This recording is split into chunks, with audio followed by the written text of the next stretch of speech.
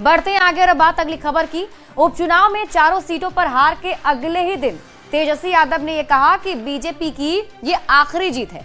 तेजस्वी यादव ने 2025 में बहुमत के साथ सरकार बनाने का दावा भी कर दिया। तेजस्वी के दावे पर बीजेपी और जेडीयू के नेताओं ने भी पलटवार किया है।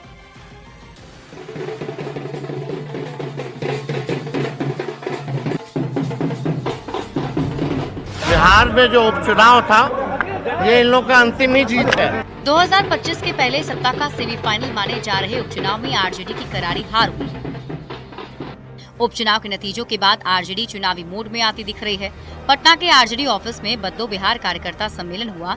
इसमें तेजस्वी यादव ने कार्यकर्ताओं का हौसला बढ़ाया और दावा किया कि 2025 में फिर से बहुमत के साथ आरजेडी की सरकार बनेगी। बिहार में जो उपचुनाव था ये इन लोगों का अंतिम ही जीत है, इसके बाद ये लोग जीतने वाले नहीं। तेजस्वी यादव ने 2024 में आरजेडी की जीत को बीजेपी की आखिरी जीत बताया और 2025 में आरजेडी की सरकार बनाने का दावा किया। तेजस्वी यादव के बयान पर जाड़े के मौसम में भी बिहार की सियासत गर्मा गई है। 25 भी बहुत जल्द आने वाला है, ये सपना उनका साकार नहीं होने वाला। एक के बाद एक जेडीयू और बीजेपी नेताओं ने तेजस्वी यादव पर ताबड़तोड़ पलटवार किए। बिहार बीजेपी अध्यक्ष दिलीप जायसवाल ने तेजस्वी यादव के 2025 में सरकार बनाने के दावे पर तंज कसा है। उस आदमी ने थेथरोलॉजी की डिग्री ली हुई है। कोई थेथर हो जाए, अब 4 सीट हार गए, उसके बाद भी बोल रहे हैं कि हम कॉन्फिडेंट हैं। बिहार में हुए उपचुनाव के नतीजे इंडिया या कहीं की आरजेडी के लिए किसी बड़े झटके से कम नहीं, क्योंकि इन 4 सीटों में से 3 सीटें 2020 में इंडिया अलायंस के पास थी, जिसे 2024 में एनडीए ने छीन लिया।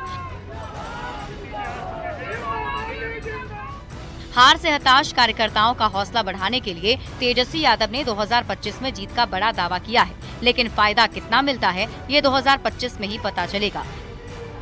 न्यूज़ 18 के लिए पटना से संजय कुमार और अमित कुमार के साथ ब्यूरो रिपोर्ट। और अब आप समझिए कि तेजस्वी यादव के दावे पर सियासत बिहार में क्यों गर्मा गई।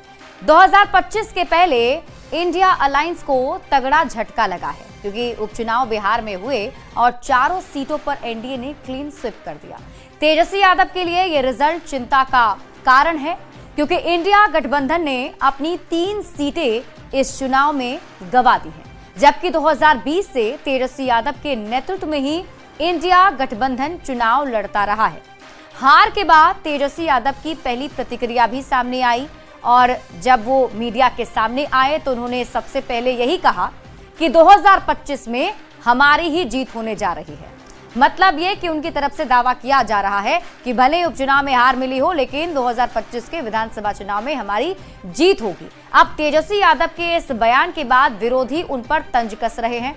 2025 में भी हराने का एनडीए नेता फिर से दावा कर रहे हैं और उनकी तरफ से कहा जा रहा है कि जब ये 4 सीट पर उपचुनाव में जीत हासिल नहीं कर पाए, अपनी 3 सीट गंवा दी, तो 2025 में क्या ही करेंगे।